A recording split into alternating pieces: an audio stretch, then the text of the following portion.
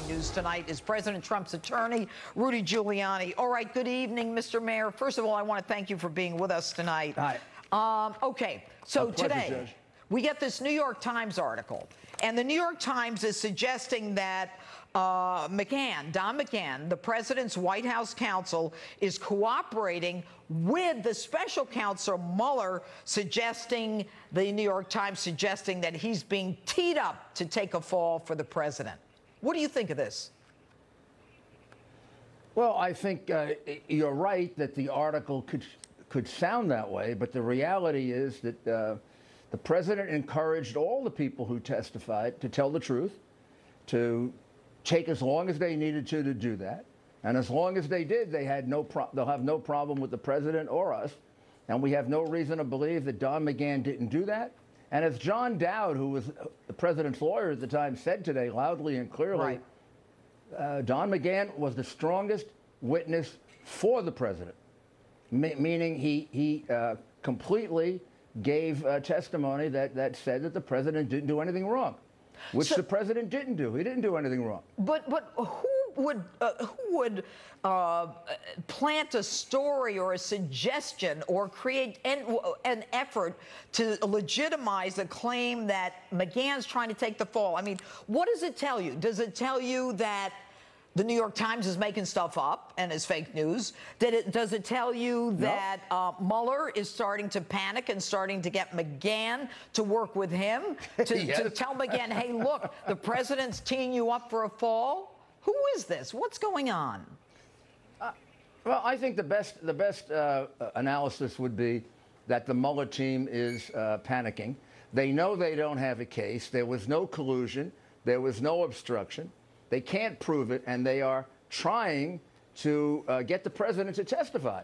And they're hoping that if they put out a story like this, in which they suggest that McGahn is cooperating against him, but don't say it, they don't say that he'll want to come in and explain himself.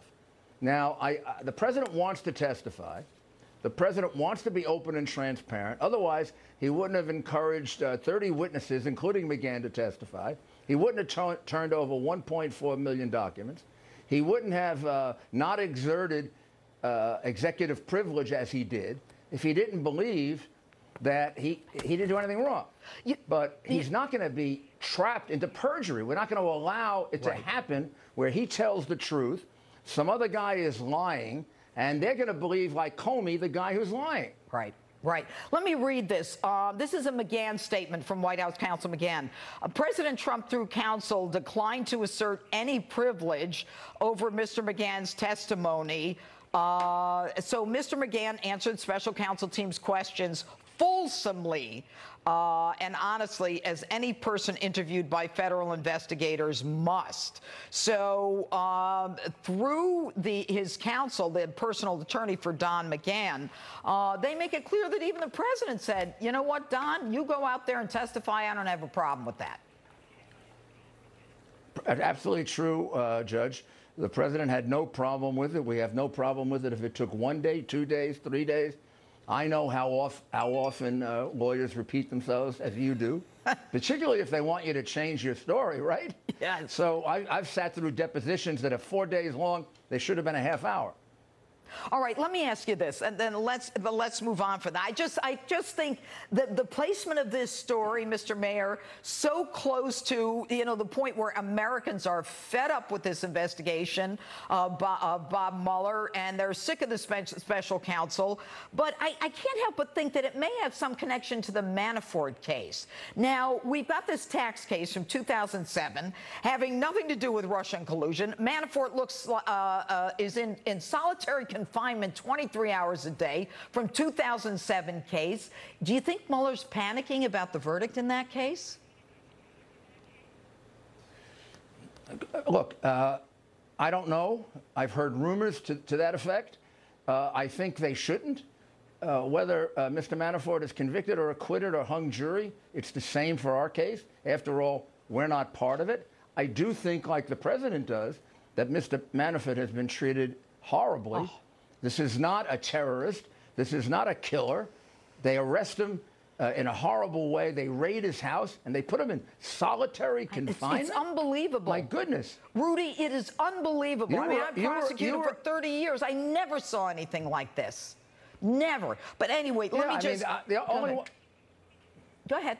The only one I can remember I ever had put in solitary confinement was Carmine the Snake Persico, because he offered $400,000 to kill me, and I was insulted that it was so little money. I don't mean to laugh, but obviously that wasn't going to work. I wasn't worried about that. But I just think that they are pressing really hard right now that try to get Donald Trump to testify. And I think that there's a lot more psychology to this story than anything else. And when Mueller comes out, and I'll say it because maybe you can't, and he says, or one of his people says, we got 4 times more evidence in the next Manafort case, that tells me that they may be shaken a little.